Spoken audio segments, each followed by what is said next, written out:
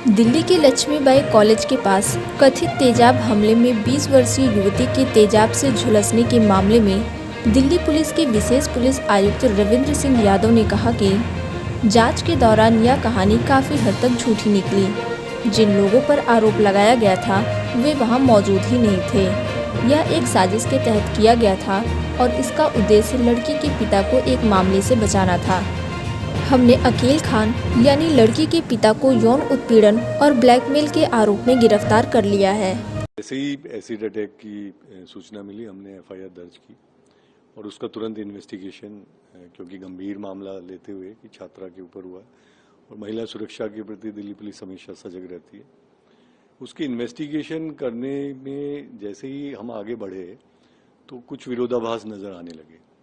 तो हमने और गहनता से उसकी अन्वेषण किया और पता चला कि काफ़ी हद तक वो कहानी झूठी है और जिन व्यक्तियों के ऊपर आरोप है वो मौके पे थे ही नहीं। हमने उनको अच्छे से खंगाला, उनका टेक्निकल एनालिसिस किया, सीसीटीवी फुटेज देखा, जो वो कह रहे थे कि हम यहाँ पे थे उन लोगों के बयान लिए और जब हम पूरी तरह से संतुष्ट हो गए कि वाकई जिस व्यक्ति पे आरोप लगाया जा रहा है वो वहाँ पे था ही नहीं, तो हमने इसको पुराना रिकॉर्ड वगैरह चेक किया।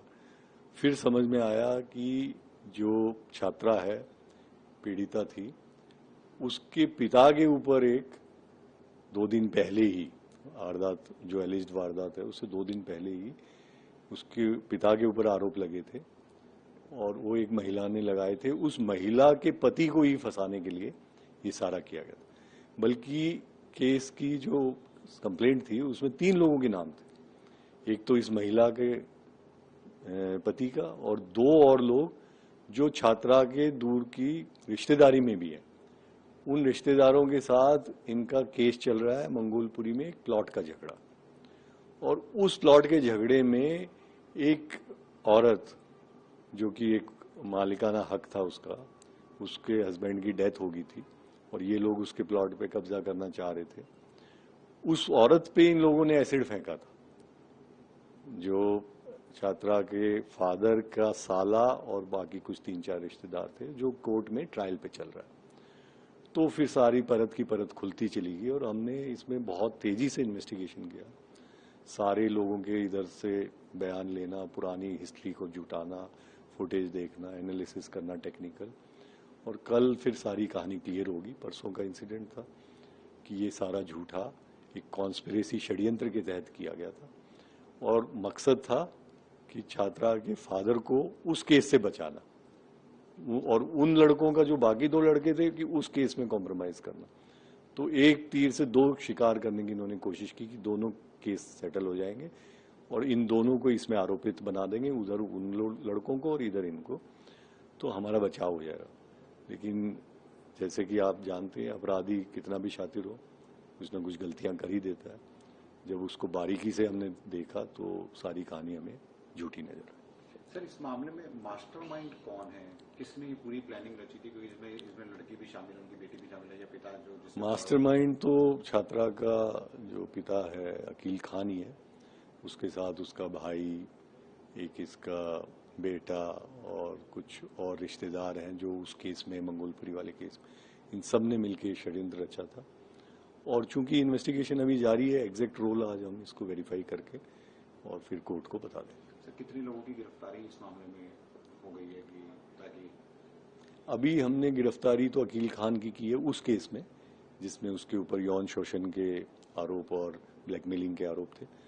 उसके बाद अब जितनी कहानी परत निकलेगी, क्योंकि इसमें एक प्रोसीजर होता है, जब हम ऑलरेडी एक केस दर्ज है तो उसको हम पहले क्लोजर करते हैं, फिर उसकी झूठी एफआईआर कराने के आरोप में और इस कॉन्स्पिरेसी के आरोप में फिर एक अलग मामला दर्ज होके बाकी सबके खिलाफ एक्शन हो। तो बेटी के खिलाफ जिसने ये जो एसिड वाली जो कहानी थी, उस वो क्या किया था उसने? अपने हाथों में जो चोट लगी थी वो, उसके बारे में? हाँ, वो खुद ही ये लोग अपने घर से टॉयलेट क्लीनर या इस तरह का कुछ लेके आए थे, जिसकी अभी जांच चल रही है। और ये भाई के स्कूटी पे आई थी और भाई ने कॉलेज से कुछ दूर इसको उतार दिया और फिर वहाँ पे इसका पिता पहले से आया हुआ था और इन लोगों ने खुद ही उसको हाथों पे लगा के इस तरह की साजिश लगी जैसे और नाम लिया कि एक बाइक पे 3 लोग आए जिनका पहले मैंने जिक्र किया था, और उन पे आरोप लगाए जबकि वो 3 लोग वहाँ पे थे ही नहीं मौजूद। तो ये सारा षड्यंत्र इनके परिवार का ही रचा हुआ था। तब इन तीनों को क्लीन चिट दे दी गई है जो जिसके ऊपर इन्होंने आरोप। हाँ, देखिए, इनका वहाँ पे ना तो इनकी मौजूदगी है, ना इनका कोई जो ये बातें थी कि स्टॉकिंग करता था, कहीं कुछ नहीं है। ये जो आदमी है जिसका नाम लिया गया था, बल्कि इसकी जो पत्नी थी उसका भी शोषण कर रहे थे ये लोग।